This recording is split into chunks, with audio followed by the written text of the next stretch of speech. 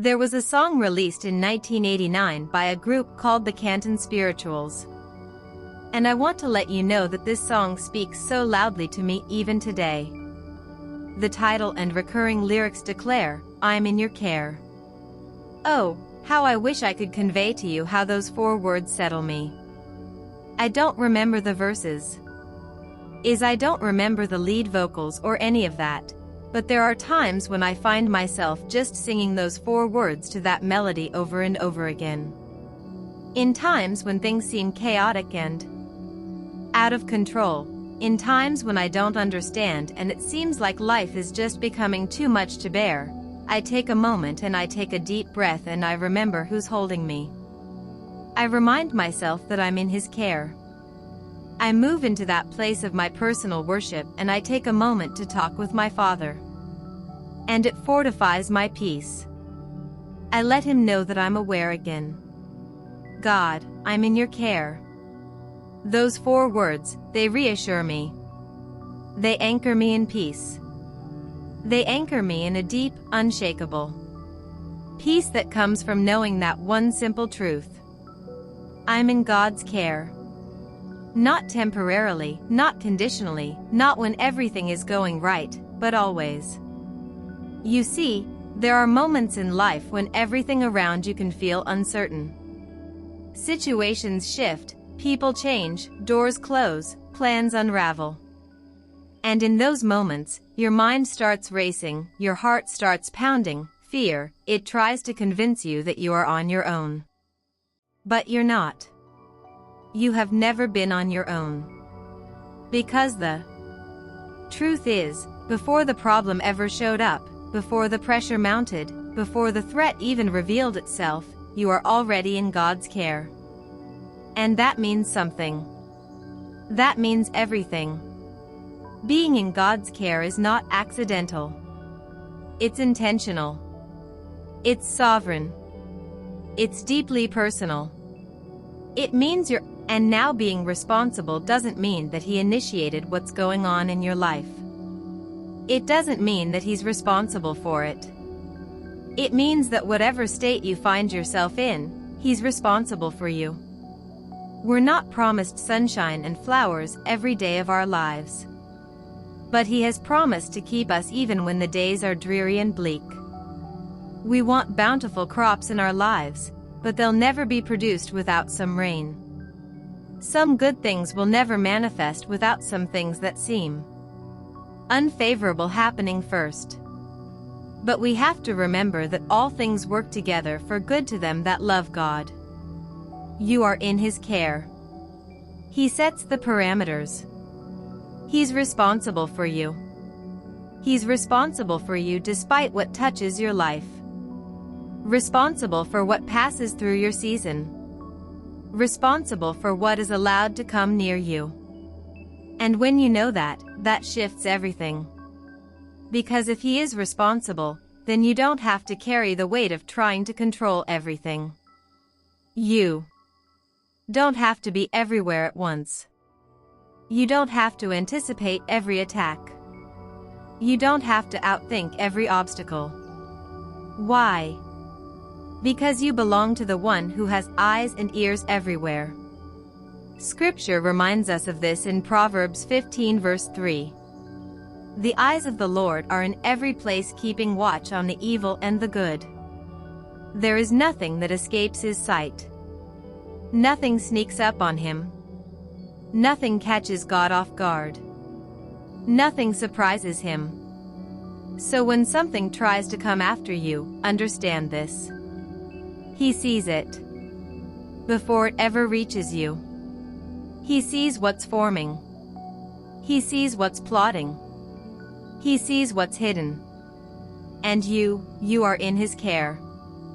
That means nothing gets to you without going through Him first. Let that truth anchor your soul. Nothing touches your life without first. No. Everything that comes your way must yield to His authority. It doesn't overpower Him. It submits to Him. It doesn't bypass Him. It answers to Him. So if something is allowed into your life, it's not because God lost control. It's because God is still in control. And if He lets it through, then it must serve a purpose. Think about that. If it got past Him, not because it snuck past, but because He said, okay, then it has an assignment. And it is not to destroy you. It's not to break you, but to work for you. Romans 8 verse 28 declares, "And we know that all things work together for good to them that love God, to them who are the called according to His purpose." All things. Do you hear me? Not some things, not the easy things, not just the blessings, all things.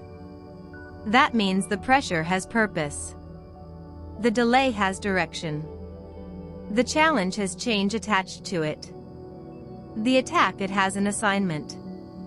And if it reached you, it had to pass inspection. And if God approved its entry, it's because He already determined its outcome. So now then, instead of asking, why is this happening to me? You can begin to ask, God, how is this working for me? Because I'm in your care, and your care is not careless. Your care is intentional. Your care is strategic. Your care is filled with wisdom beyond what I can see. And there's yet another layer to this truth that brings even greater peace. Being in God's care means I don't have to carry my burdens alone. 1 Peter 5 verse 7 says, "Casting all your care upon Him, for He cares for you." Notice the exchange. You cast, He cares. You release, He takes responsibility. You let go, He takes over. There are too many of us trying to stay in God's care while still holding on to everything that's weighing us down. But that's not how this works. If you're in His care, then you're cast your fear, cast your stress, cast your unanswered questions, cast them on Him. Because the same God who holds you, He is fully capable of holding what's trying to overwhelm you. Think of it like this. Being in God's care is like being released into His custody. When someone's taken into custody, responsibility shifts. They're no longer responsible for where they go, how they're protected, or how things are handled. The authority they are under becomes responsible. Now, imagine being in the custody of God. Not in the custody of a flawed system, not in the custody of a limited authority, but in the custody of the King of Kings, the Lord of Lords, the one who holds all power in His hands. That means your protection is His responsibility. Your provision is His responsibility. Your outcome is His responsibility. You are not navigating life alone. You're being carried, covered, and governed. Psalm 121, ES 1-3 paints this picture beautifully. I will lift up my eyes to the hills. From whence comes my help? My help comes from the Lord who made heaven and earth. He will not allow your foot to be moved. He who keeps you will not slumber. And in verse 5 of that same psalm, it says that the Lord is your keeper. He doesn't sleep. He doesn't take breaks. God doesn't get distracted. Listen, while you're resting, He's watching. While you're unaware, He's very aware. He sees what you can't see. He hears what you don't hear. He already knows what you have yet to discover. And He is actively guarding you. He's the one who's keeping you. He's the one who's kept you from your conception to this very moment. Isaiah 49 verse 16 says, "See, I have inscribed you on the palms of my hands. Your walls are continually before me. You are not loosely held. You are engraved in His hands, right in the palms of His hands, permanently marked, constantly before Him." That means every move He makes, He sees you. Every decision He allows, He considers you. Every door He opens,